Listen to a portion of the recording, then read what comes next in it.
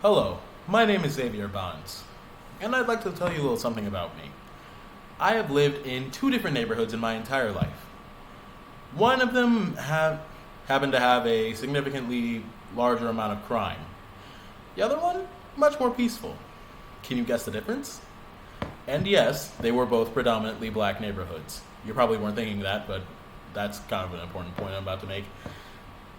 A lot of people, and you know who you are, want to believe that gang violence and violent crime is a result of culture or music, but when in reality, those aren't really the deciding factors there. The truth is, the second neighborhood that I lived in had less crime because it was a more financially well-off neighborhood. The problem has never been culture or any art form. The problem is and always has been poverty.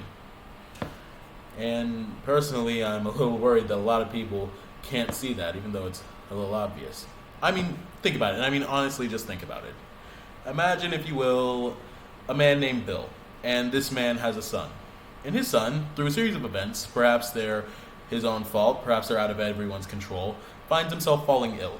So he has to go to the hospital. And the only thing that can save his life is an expensive procedure that no regular man can afford. And quite literally, the only way for him to afford the procedure and save his son's life is to rob a bank. I actually asked my father this similar question a few years ago, and I still remember him answering. He said yes, without hesitation. Now, my father, he's not a criminal. The farthest thing from it, actually. He's a deacon at our church. He's a teacher, an educator even. He even ran his own company, his own labor staff union for some time. But if it came down to it, he, without hesitation, said that he would gladly rob a bank if it meant saving my life. You see, poverty leads to scarcity. Scarcity leads to desperation, and as we all know, desperate men aren't known for making rational decisions. Now, you may be wondering, why am I sitting here telling you this? Are you trying to get me to pity you? On the contrary, actually. I don't want any pity at all. But there are a great deal of impoverished neighborhoods that do need help. Sorry, I just wanted to get a little more comfortable. Think about it. According to more recent crime stats, especially according to the FBI, if you live in a poor neighborhood, you are not only far more likely to be a victim of a crime, but you are more likely to be a victim of a crime perpetrated by someone from that same poor neighborhood. This is what's known as socioeconomic proximity crime. You're more likely to be a victim of a crime by someone you know, especially if they live near you. It's kind of an obvious thing. And this could all be solved, well, not 100% solved, but it could be helped by reducing poverty. For instance, according to Vox, one of their 6 ways to eliminate violent crime, one of the ways is to eliminate blighted housing, which I agree with. If you have better housing, then it reduces the chances of homelessness, thus reducing the chance that you'll have to steal or commit other crimes in order to get by or survive or help yourself. And this whole thing, and the real nail in the head here, is the fact that none of this is limited to black people or black struggles. For instance, in the 1920s, as immigration was happening more in the United States, more and more Irish immigrants were immigrating into the United States, namely New York City. A lot of them were clumped together in Hell's Kitchen, and at that time, a lot of them really couldn't find jobs because they weren't great at navigating the social scene in New York at the time. So a lot of them did what they had to do to survive, thus causing a sort of gang culture to emerge from that, thus creating a rise in gang violence.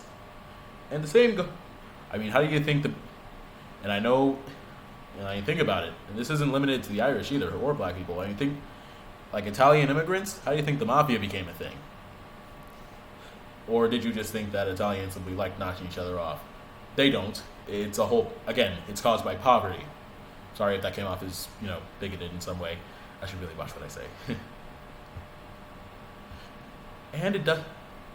And now, honestly, I know what you're thinking, but if you're in poverty and that causes it, why don't you just pull yourself out of poverty? It's not always that simple.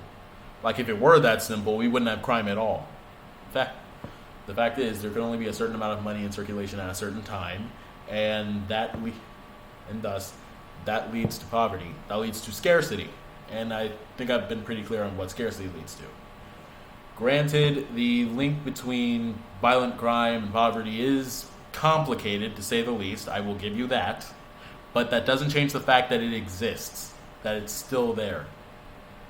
And once again, my solution to this? Investing. Give the people what they need, and especially in a capitalistic society, what people need is money.